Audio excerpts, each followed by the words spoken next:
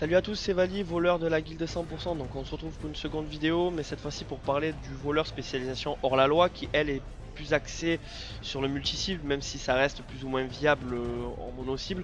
Donc je suis toujours sur serveur PVP, ce qui est plus contraignant pour cette spécialisation, vu qu'elle m'offre que 4% de hâte pour 23% de polyvalence.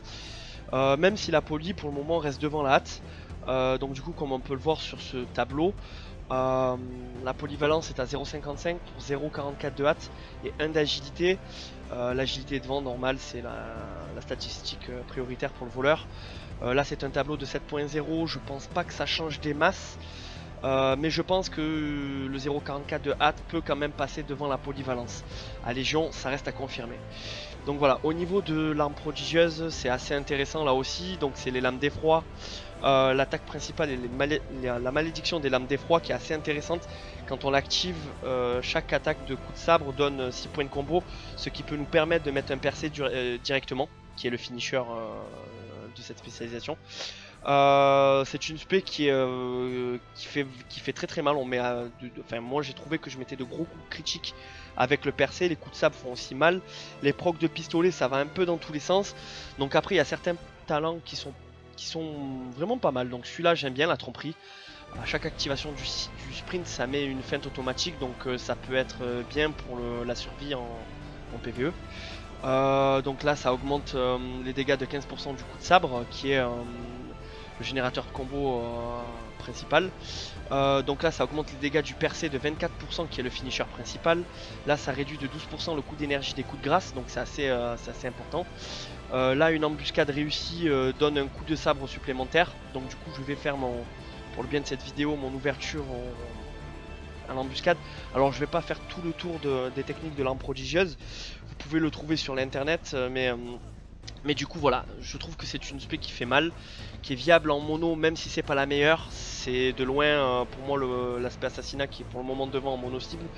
Elle est principalement taillée pour le multi-cible. Maintenant si vous savez pas jouer les autres spés ou que vous débutez sur le voleur, ça reste intéressant à jouer en mono. Il faut juste pas penser à activer son déluge de lames pour ne pas pomper l'énergie. Le déluge de lames vous l'activez uniquement quand vous avez beaucoup de cibles autour de vous. Donc voilà.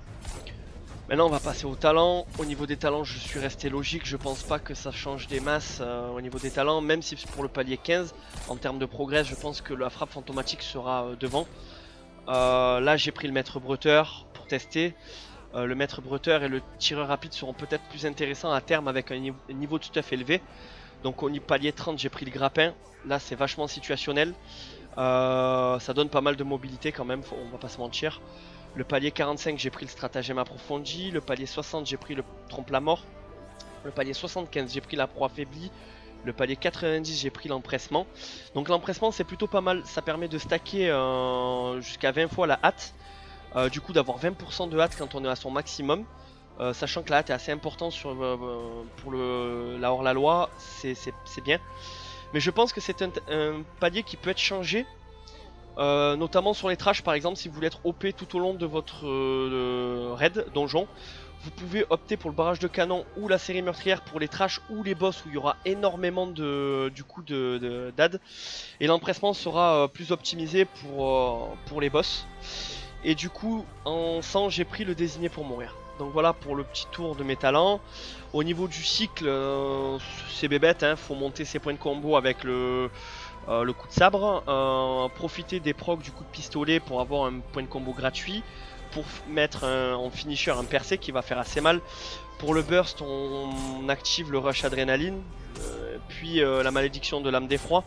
Alors soit ce qu'il va falloir voir c'est soit les claquer en dissocié, ou soit justement les claquer en même temps. Ça il va falloir que je voie à terme si c'est plus optimisé de profiter du rush adrénaline puis ensuite de rebondir sur la malédiction des lames d'effroi, ou de les claquer en même temps. Là sur la vidéo je vais les claquer les deux en même temps, vous allez pouvoir voir ce que ça fait.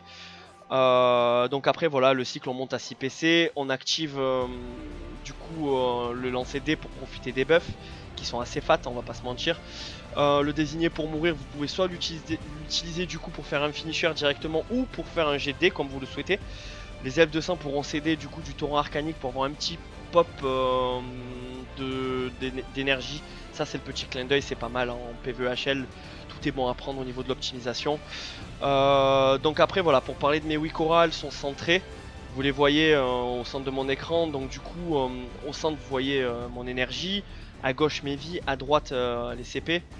Au-dessus vous voyez du coup, le rush adrénaline, le percé, le désigné pour mourir et l'empressement qui va se stacker au fur et à mesure. Et en dessous de l'énergie vous allez pouvoir voir les buffs que je vais tirer. Donc ce que je reproche légèrement à cette spécialisation, c'est qu'elle est quand même globalement beaucoup basée sur la RNG, parce que vous n'aurez pas le même DPS selon les buffs que vous allez tirer. D'un boss à l'autre ou du coup d'un try à l'autre. Donc là je vais effacer mon DPS. Alors le DPS il est vraiment variable. J'ai fait de jolis perfs en mono cible à 250k. Alors bien entendu j'avais tous les buffs activés avec en plein burst. Après voilà, c'est une spé qui est assez molle au niveau de l'énergie. Alors ça vient notamment là de mon stuff qui est pas super opti pour l'aspect hors la loi. Et du coup voilà, je reproche du coup d'être vachement basé sur la RNG pour le moment. Mais c'est quand même pour ceux qui aiment bien les spé bourrines, c'est assez bourrin par rapport à l'assassinat ou la subtilité. Mais bon, tous les anciens voleurs qui ont connu la spécialisation combat savent que là hors la loi ça va pas beaucoup changer. Ça sera une spécialisation qui sera basée sur le multi-cible, qui sera globalement simple à jouer et vachement bourrin. Donc voilà, je vais vous montrer ce que ça donne sur poteau. Le DPS va pas être énormément représentatif parce que du coup on est sur mono cible. Je vais faire mon ouverture à l'embuscade et activer derrière le désigné pour mourir pour rebondir sur un jet de dés. Et donc on va compter sur ma RNG pour tirer les bons buffs. Donc allez, c'est parti, j'embûche. Je mets mon désigné pour mourir, mon lancer de dés. Allez, on va être gourmand. Je vais tenter un peu de la RNG pour tirer notre buff. Allez, on va garder celui-là, c'est l'énergie rechargée. Je vais faire un percé et là j'active mon rush adré, ma malédiction, et là on voit qu'à chaque coup j'ai 6 PC. Donc je mets un percé, un coup de sabre, un percé, un coup de sabre, un percé, un proc, un percé. C'est assez pas mal, c'est vraiment rigolo. En plus ça met de gros critiques je trouve. Et donc là voilà, là c'est le moment où c'est un peu plus mollasson. On court derrière l'énergie. Il faut bêtement monter ses points de combo à 6 pour faire un percé. Donc on peut profiter du tour arcanique pour les F200. Là je vais essayer d'être un petit peu gourmand. On va actualiser le buff. Là c'est le coup critique. Allez, c'est pas dégueu. Je vais mettre des coups critiques un peu plus importants. On voit que ça critique plutôt pas mal. Donc voilà, je vais monter mes PC. Je vais passer à 6. Je mets un percé, un désigné pour mourir, un percé. Vous voyez que ça frappe assez fort. Surtout quand on a ce buff là qui augmente de 40% le score de critique. Donc ça fait vraiment mal. Donc voilà ce qu'on pouvait dire globalement pour l'aspect hors la loi. C'est une spé qui est quand même taillée pour le multi-cible. Donc là on voit que je suis à 126k DPS. C'est pas énorme pour le mono cible, mais bon, ça fait quand même ça met quand même de grosses baffes. Je pense que sur le multi cible, ça va piquer les yeux, les critiques à l'écran. Donc je pense qu'on va globalement prendre son pied sur cette spé. En plus elle est vachement mobile avec le grappin, le sprint qui offre du coup une feinte automatique. C'est une spé qui est vraiment bien, mais taillée pour le multi cible. Donc du coup je vous souhaite un bon visionnage, on se retrouve prochainement pour une nouvelle vidéo, mais cette fois-ci pour l'aspect finesse. Et donc je vous dis à très bientôt, ciao ciao.